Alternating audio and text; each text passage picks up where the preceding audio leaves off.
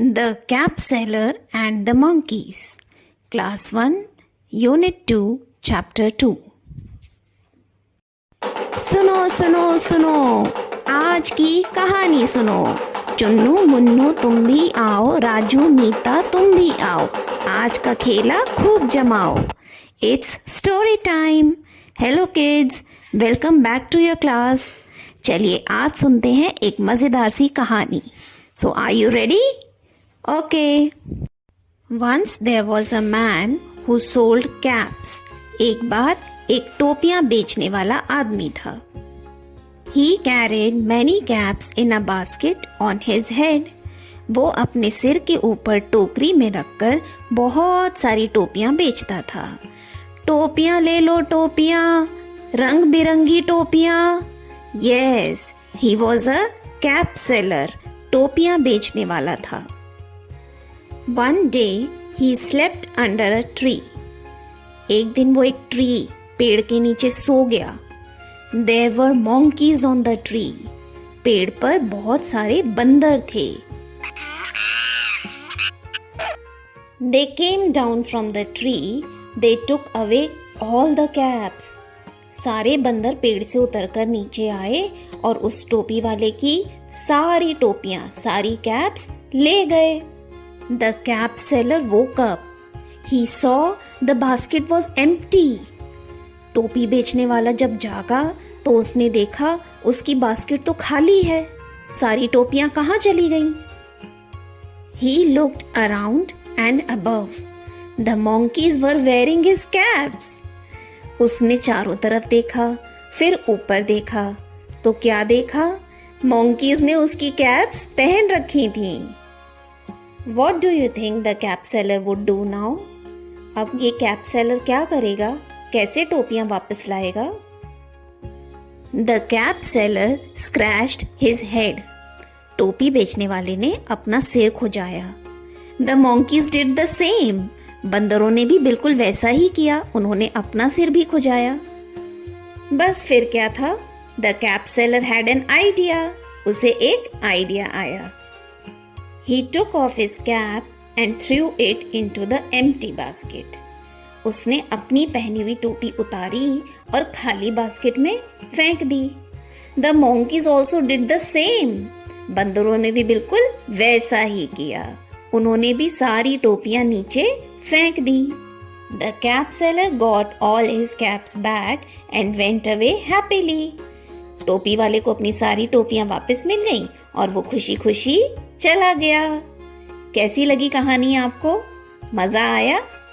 चलिए एक बार और कहानी देखते हैं, लेकिन इस बार कहानी आप लोग बनाएंगे। कैसे? चलिए देखते हैं।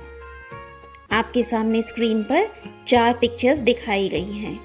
अब इन पिक्चर्स को आपको सही ऑर्डर में, सही क्रम में लगाना है, जिससे आपकी कहानी दोबारा बन जाए।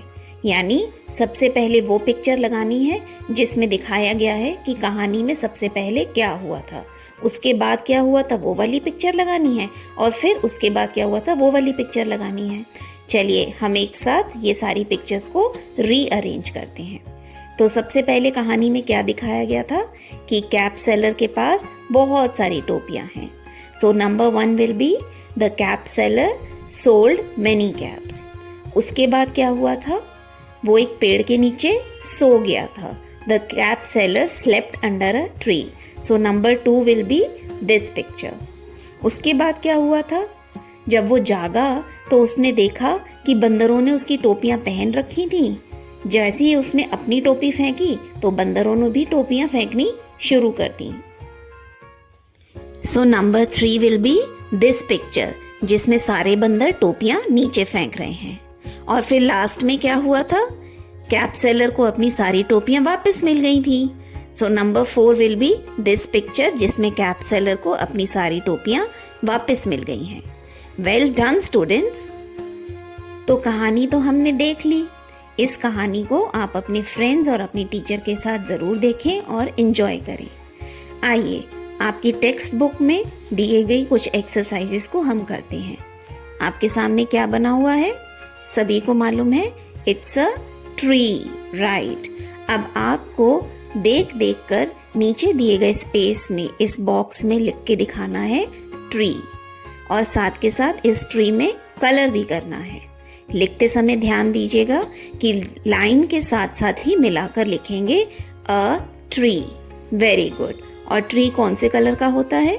ग्रीन, तो आप उसमें ग्रीन कलर कर भी सकते हैं। द नेक्स्ट पिक्चर इज वही जिसने कैप सेलर की कैप्स ले ली थी, अ मॉन्की।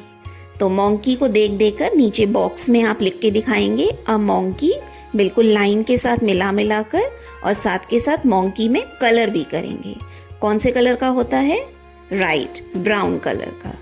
इसी तरह कुछ और ऑब्जेक्ट्स आपकी बुक में दिए गए हैं, जैसे a cap, a basket. In words को भी नीचे लिखकर दिखाइए, साथ के साथ अपना मनपसंद कलर कीजिए।